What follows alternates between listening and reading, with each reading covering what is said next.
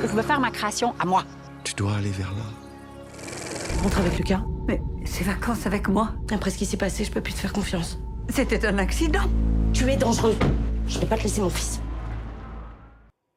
Hello and welcome to our film show here on Arts 24. We're looking at the latest French releases this week with an icon of la chanson française, a pioneering artist and some seasonal cinema from François Ozon. Well, critic Perrine Quennesson joins me to take us through it all. Hi, Perrine. Hi, Olivia. Now, we're starting with Monsieur Aznavour, the biopic about the French singer with Armenian roots, of course, the legendary Charles Aznavour.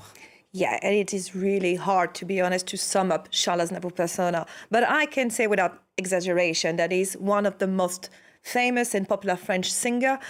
He's a legend, really. Small in stature, but huge in talent, and who shone on the French stage until his death on 2018 at the age of 94. He has this unique, clear tenor voice that is immediately remarkable. But really, what we remember of him is really that he sang the most iconic songs from the French repertoire, like La Bohème, Emmenez-moi, For Me Formidable. I think we should hear it. Here's a reminder. You are the one for me, formidable. Je me voyais déjà en haut de l'affiche, en 10 fois plus gros que n'importe qui, mon nom s'étalait. La bohème, la bohème, nous ne mangions qu'un jour sur deux. The movie is directed by Mehdi Idir and the slam poet and singer Grand Corps Malade, who seemed like a very good choice to end the film. Okay. Now, let's get a glimpse of his fascinating life story. Here's more of Monsieur Aznavour. On était fous. T'es dans tes pensées, dans tes chansons, il y a toujours quelque chose. Si je dois tout négliger autour de moi pour y arriver, La bohème, je le ferai. ça ne veut plus. Tes ambitions, elles finiront par tout te faire perdre. Moi, ta femme, ta fille, tout. C'est toi, papa, qui chante? Et comment que c'est moi? Tu passes à la radio? Eh oui. Cette fois, Charles, tu vas entrer par la grande porte. On va t'entendre partout. Je crois que j'ai trouvé la formule Aznavour.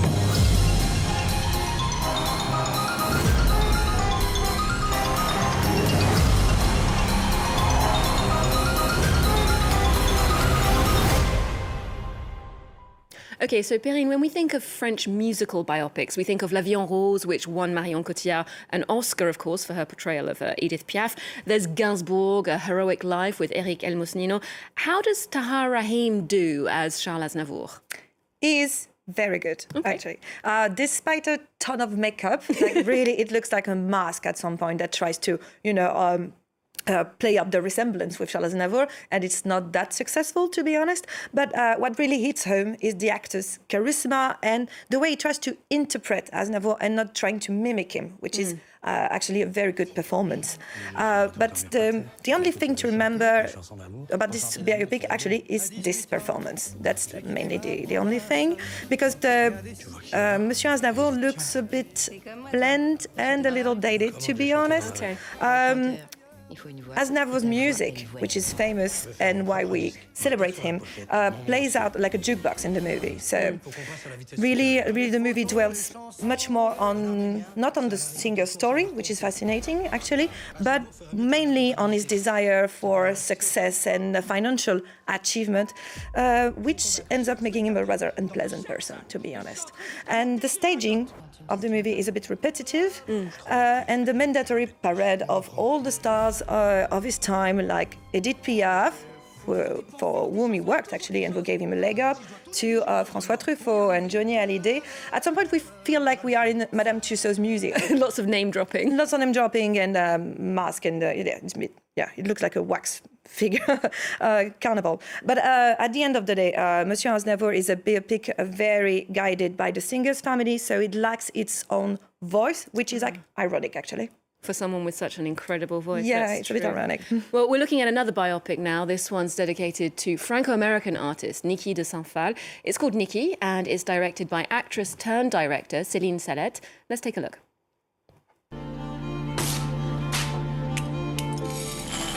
Je sais ce que je vais faire. Vous êtes en train d'écrire une page de l'art Alors, Niki, qu'est-ce que tu fais dans la vie? Si tu dis pas ce que t'as à dire avec ton art, ça sera foutu.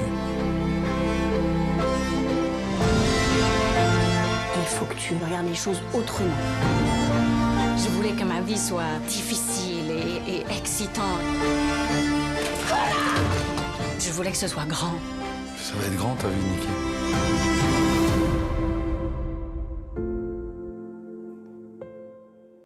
Well, for a film about an artist, it does look visually interesting. Tell us about the film, Perrine. Yeah, it's visually it's very beautiful. And for her first feature film, because Céline Sallette is her first feature film, she's an actress and she just turned director. She's not tackling the simplest genre or the simplest subject, to be honest. As we just seen with Monsieur Aznavour, the artist biopic is a very tricky genre. And the artist in question, Niki de Saint Phalle, is a figure as powerful as she's not very well known by the general public and therefore a little obscure. So Céline Sallette, I think she's aware that people know mainly Niki de Saint Phalle by her work and not really by her personal life. So she deliberately chooses to focus on the woman herself, from her personal struggle against the traumatic memory of her incestuous father to her personal struggle in a particularly macho art world of the 1950s and 60s. And for that, she has chosen the perfect person to incarnate Niki, Charlotte Lebon. She's an actress, but she is also an artist. She's also a model and a director. So she's perfect to be Niki. And she doesn't look exactly like Niki de Saint Phalle, but really she embodies both her beauty and her feminine power, but also her apparent fragility. Louise Dupont interviewed Charlotte Lebon at the last Cannes Film Festival, where the film was presented. I think we should listen to her. Our similarities include the fact that we are both dual nationals. We both hated being objectified when we were modelling, and I know she found acting somewhat boring. I have sometimes felt that way. Finding yourself and taking back your voice through creativity is something I experienced with the release of my first film, Falcon Lake. So we did have a lot of things in common.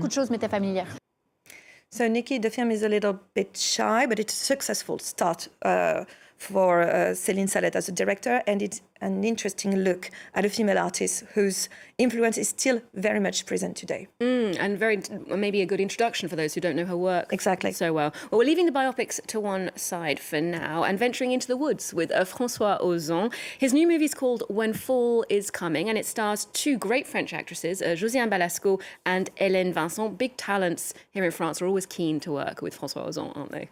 Yeah. Of course, because he's one of the greatest French directors, and actually one of the most prolific one, because he is making almost a film a year since he started in the late 1990s.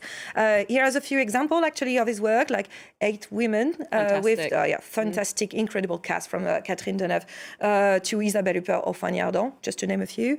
Friends or the recent The Crime. So he has done a lot of movies that are very iconic right now. But When His Fall is Coming, the director, who actually loves to explore the turmoils of human beings, is taking us onto a mushroom-picking trip that goes very wrong. Sounds like a Grimm's fairy tale. Okay, let's take a look at When Fall is Coming. Ne plus voir le cas, ça me ferait tellement de mal. Ta mère, elle est triste et c'est dégueulasse ce que tu fais avec son petit-fils. De quoi tu te mêles? Parce qu'on connaît son putain de passé. Et ta mère aussi. Je n'ai jamais été la mère qu'elle aurait voulu. Ce qui compte, c'est nous. Toi surtout. Vous savez, Vincent n'a pas eu une vie facile. Je ne suis pas certaine qu'il s'agisse d'un accident. Tu es au courant de quelque chose? En fait, j'ai plutôt peur qu'il s'agisse d'un meurtre.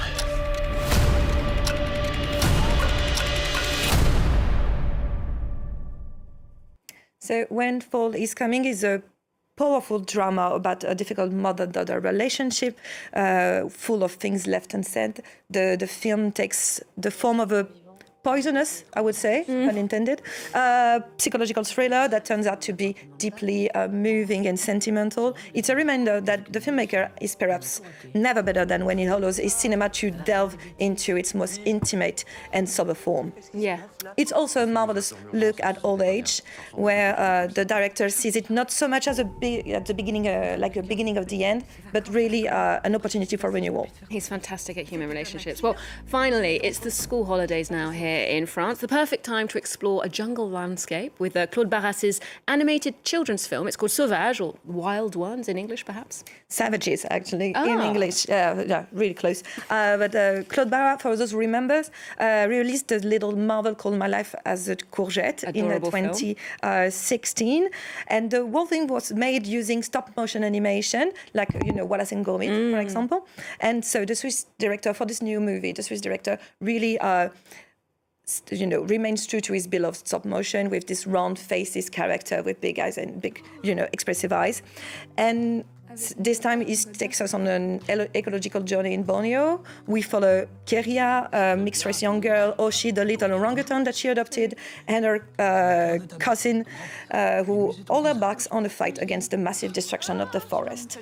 So it's a little more childish, to be honest, than the predecessor, but Savages is nonetheless a fable that is both ecological and funny, as political as it is tender. Really, it's a must-see for the whole family. Oh, okay. Sounds like an interesting message and quite charming in its presentation. Perrine, thank you so much for the roundup this week. We'll leave you with some of those little children and their jungle friends in Savages.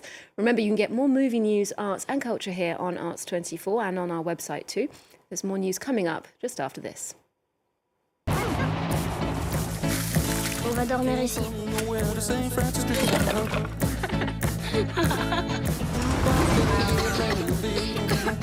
Vous prenez l'argent, nous, on coupe les arbres. L'argent ne se mange pas. Ça, c'est ma mère. Tu as trouvé le chemin, cherche la lumière.